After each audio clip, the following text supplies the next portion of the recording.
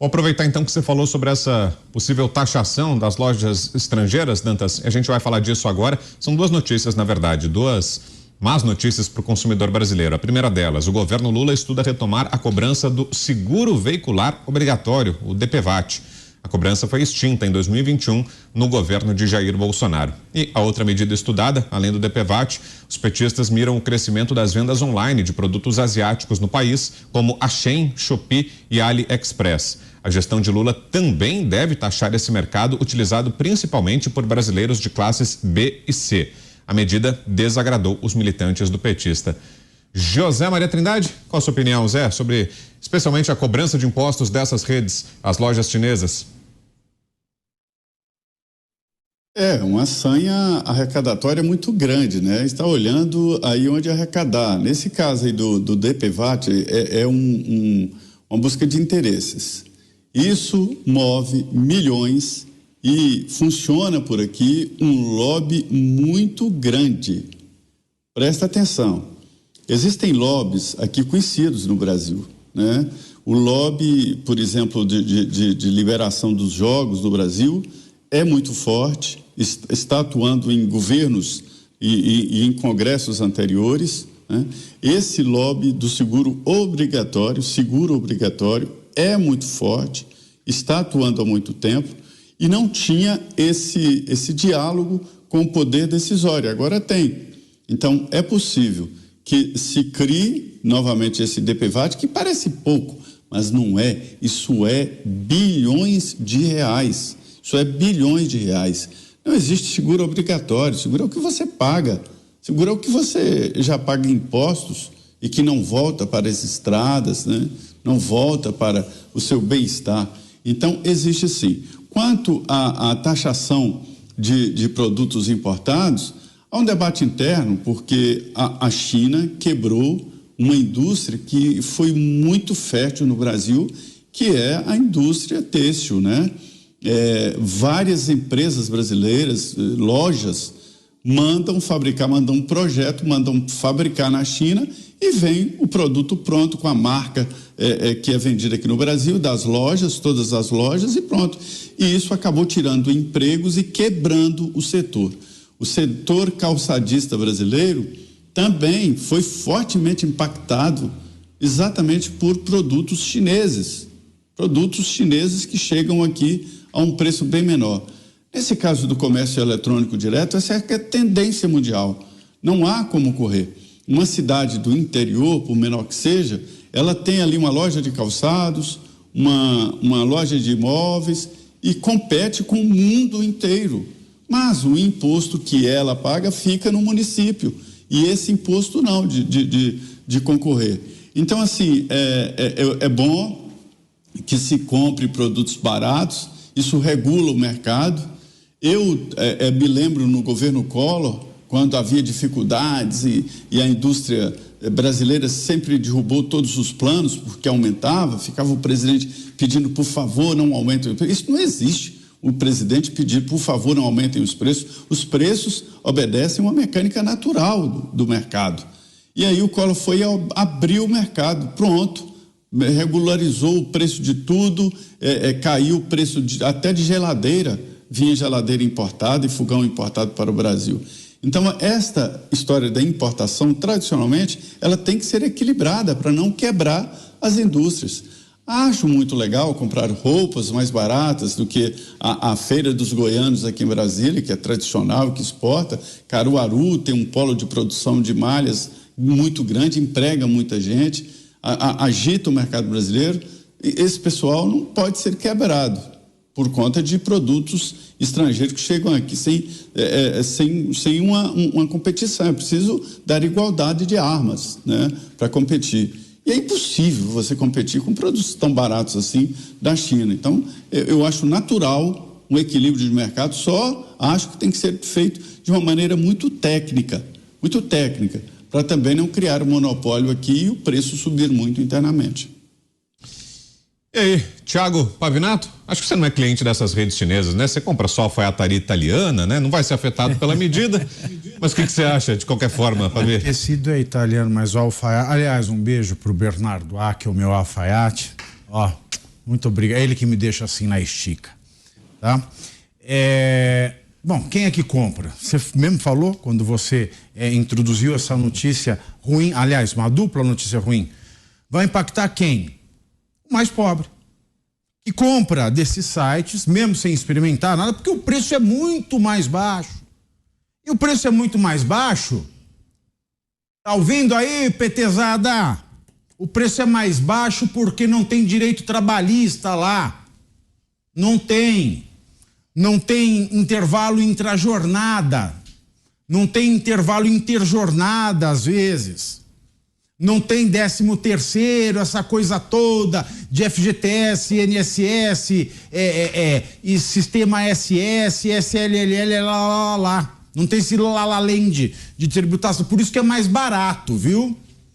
Então é o pessoal lá que está sofrendo. Enquanto aqui a nossa indústria tem que ser mais cara, porque o governo toca imposto, você compra mais barato lá por conta disso. Aí o governo notando que o mais pobre não tem condição, às vezes, de comprar aqui, porque fica muito caro. O governo tributa tanto que o pobre não tem como comprar, então ele compra de fora, onde não é tributado tanto. Malandrinho, o governo fala, então eu vou tributar também. E a volta do DPVAT, ele impacta que famílias? A família mais pobre. Quem tem uma Ferrari, meu querido, não liga de pagar o DPVAT. Quem tem uma Mercedes não liga de pagar o DPVAT. O DPVAT vai pesar no teu orçamento, que você recebe até o 5º dia útil, chegando no 9º dia já acabou. É no seu bolso que vai pesar. Então o que nós vamos falar? Falar o seguinte, faz o L.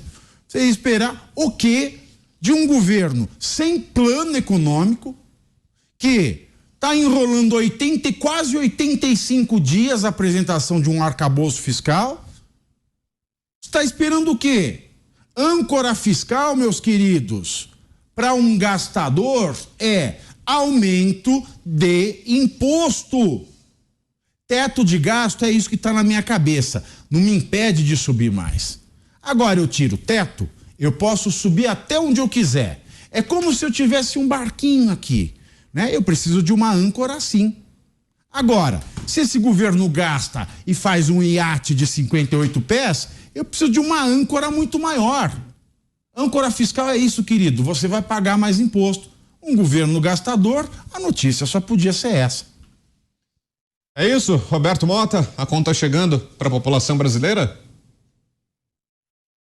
E acho que o Mota caiu. Vou passar para você então, Dantas, você até já deu a sua opinião, mas você acha que... Ficou até sem palavras. Eu deixei o Mota sem palavras. Congelou ali, ou foi comprar uma blusinha aí antes que aumente o imposto. Tem informação e opinião.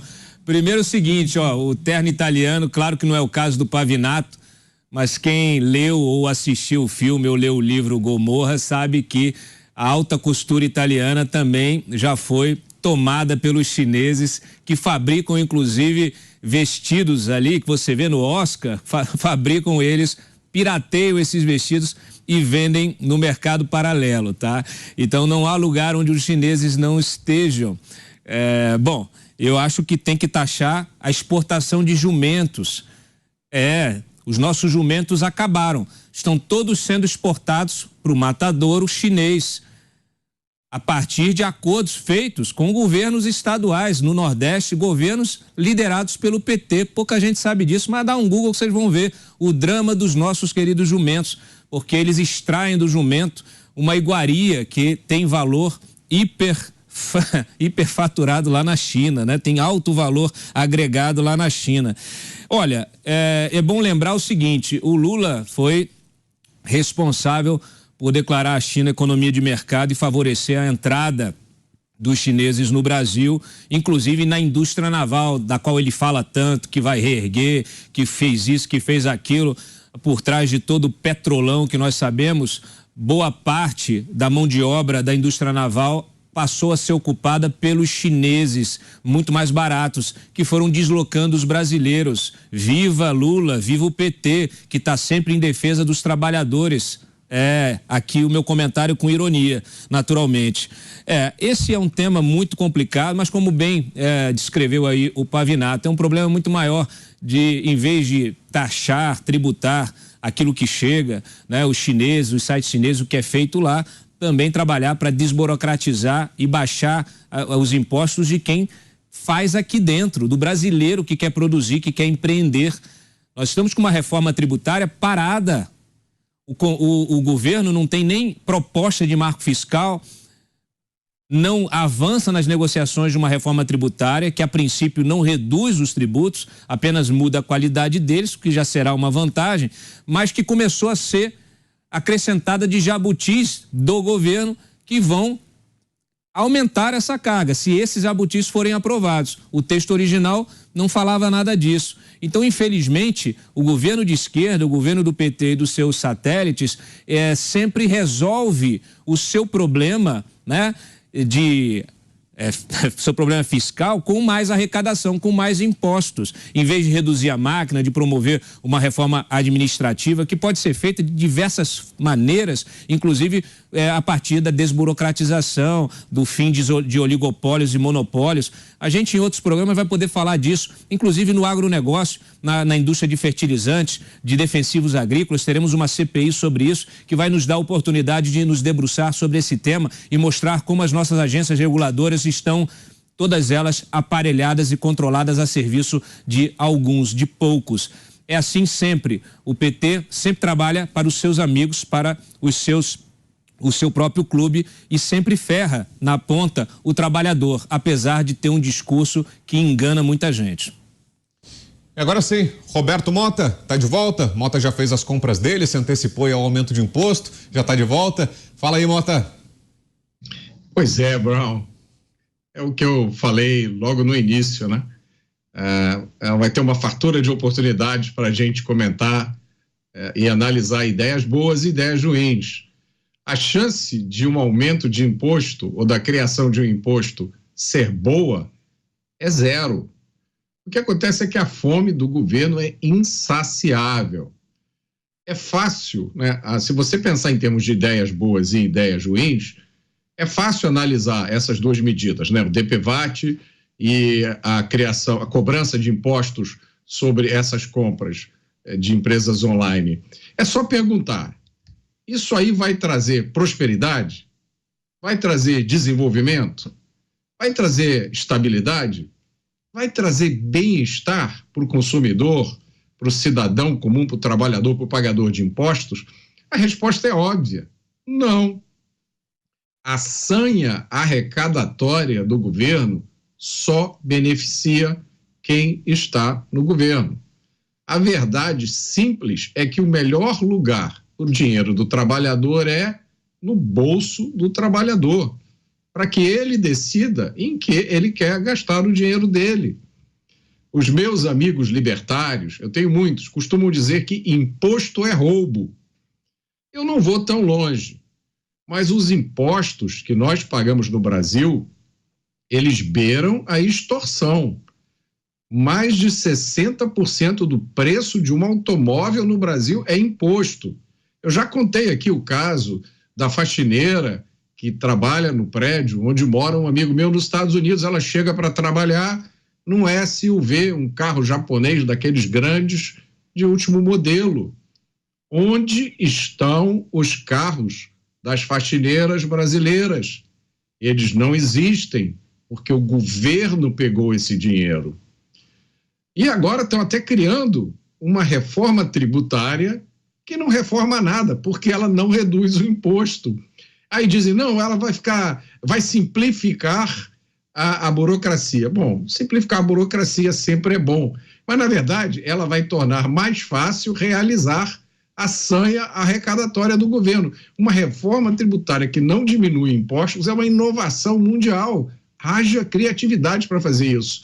Agora, deve ter gente se perguntando aí, mas por que os impostos no Brasil são tão altos?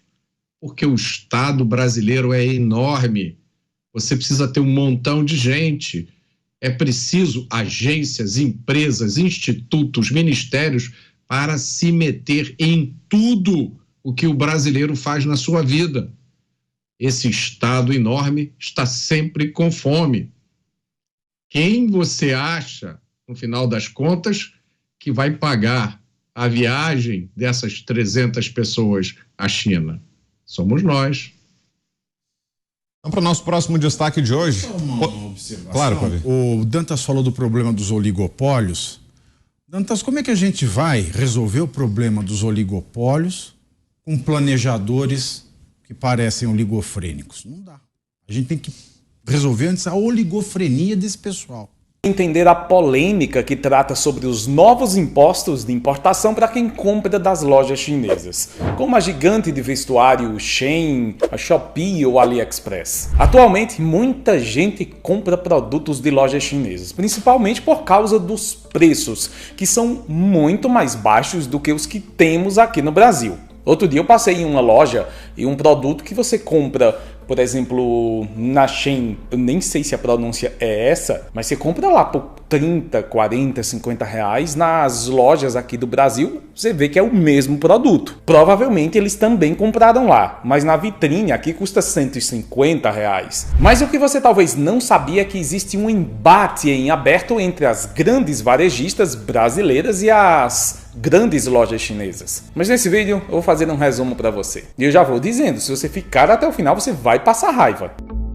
Com o aumento recente das compras online de 2019 para cá, diversos influenciadores se tornaram afiliados dessas plataformas, aumentando ainda mais a exposição bilionária dessas marcas. O usuário, claro, começou a comprar em massa, né? Só no ano passado, quase 70 bilhões de reais saíram do Brasil, somando todas as compras nas lojas internacionais da China, como operações online, Shein, Shopee, AliExpress, o que tem causado uma grande dor de cabeça para a indústria e o varejo brasileiro. Acontece que desde o ano passado um grupo de empresários e associações aqui do Brasil pressionam o governo para taxar as operações das companhias estrangeiras, com os mesmos tributos que incidem sobre as brasileiras. Segundo esse grupo, os produtos dessas plataformas são subtaxados na entrada aqui do nosso país, fazendo o Brasil perder bilhões. Atualmente, a legislação brasileira, você sabe que obriga o pagamento de impostos de importação de valores acima de 50 dólares, algo em torno dos 260 reais. No entanto, na prática, os produtos dos e-commerces conseguem entrar no Brasil sem o pagamento desses tributos. O que acontece na prática é que as encomendas das lojas chinesas chegam ao Brasil driblando a legislação para evitar o pagamento do imposto. E olha que o Brasil recebe cerca de 500 mil de pacotes diários da China. É por isso que sua encomenda atrasa 500 mil por dia, o que termina gerando uma concorrência desleal com o e-commerce brasileiro, né? Que estão regulados, têm estoque, têm que cumprir a legislação tributária e trabalhista. Ou seja, se continuar assim, o varejo brasileiro vai falir, causar desemprego em massa e um grande problema a resolver. Esse é o cenário em resumo. Agora, a proposta que está circulando por aí é que ao comprar na Shein, Shopee, AliExpress ou qualquer outra loja chinesa, ou não, você poderá ter que pagar as novas taxas de importação. Jeff, e quais são? O tema deve ser contemplado na reforma tributária, que está lá no Congresso. O novo imposto deve se chamar IVA, ou Imposto sobre Valor Agregado, que já existe. Eles só vão juntar todos eles. Na prática, ele vai fundir os tributos atuais, o que deve estabelecer uma tributação equivalente para produtos nacionais e importados. Assim, os e-commerces estrangeiros teriam que se registrar aqui no Brasil e recolher o IVA, que na prática aumenta o valor de compra de todos os produtos para você. Agora que você já conhece todo o contexto e resumo da história, eu gostaria de ouvir a sua opinião, talvez como consumidor. O que é que você acha sobre essa taxa? O governo diz que, embora queira uma relação extraordinária com os chineses,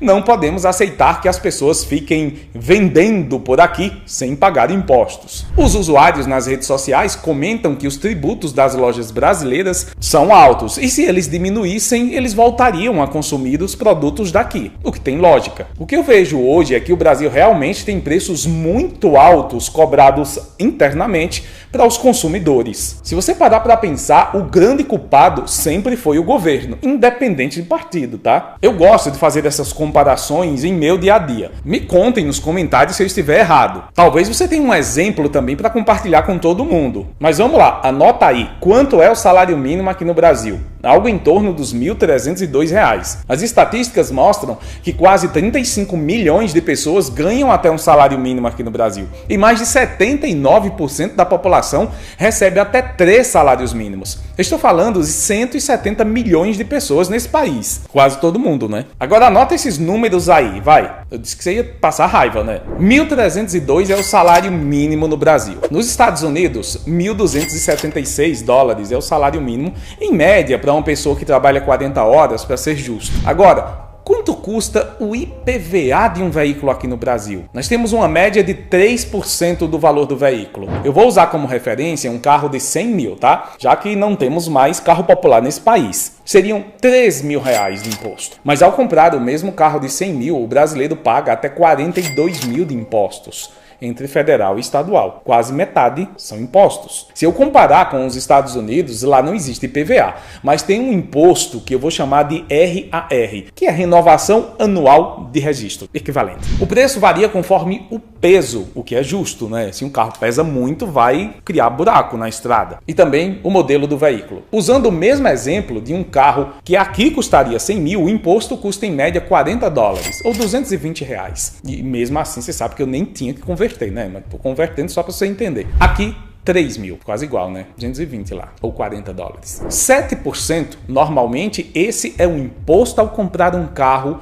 cobrado em cima dos veículos nos Estados Unidos. Em um carro de 100 mil, 7 mil seria de impostos. Aqui, 42 mil. As estradas aqui devem ser de veludo, não é? Pelo menos aí onde você mora. Porque aqui tem mais buracos do que a minha avó encontrava depois das chuvas nas cavernas na Idade da Pedra. Aliás, pouca coisa mudou de lá para cá. Um Corolla 2023 hoje, quanto custa? Média de 146 mil aqui no Brasil ou 112 salários mínimos. 61 mil são impostos. Nos Estados Unidos, um modelo similar, Corolla, 36 mil, 28 salários mínimos americanos. E apenas 2.500 são impostos. Ou seja, não tem como argumentar Brasil. É por isso que as pessoas compram da China. Comprariam também dos Estados Unidos se fosse permitido e se o dólar não fosse flutuante. A verdade é que o governo só dificulta a vida dos brasileiros. Quando o povo encontra um meio de economizar, eles vão lá e cortam. E a indústria e o varejo no Brasil não tem tanta culpa assim. Eles só querem concorrer. Diminuam os impostos. Certamente, com preços justos, as pessoas comprariam em seu país. Ninguém quer desemprego, lojas fechando ou crise interna. Mas enquanto isso não se resolve, são 8 navios cargueiros por semana de produtos da China subfaturados com valor abaixo de 50 dólares, divididos em uma mesma compra em vários pacotinhos para escapar da tributação. A coisa é realmente complicada por aqui. Na prática, se aprovado, a cada R$10 comprados por você, você vai pagar mais 6 de impostos. Em tudo, tá? Isso se você quiser receber seu produto em casa. Quando vai acontecer? Estamos de olhos abertos.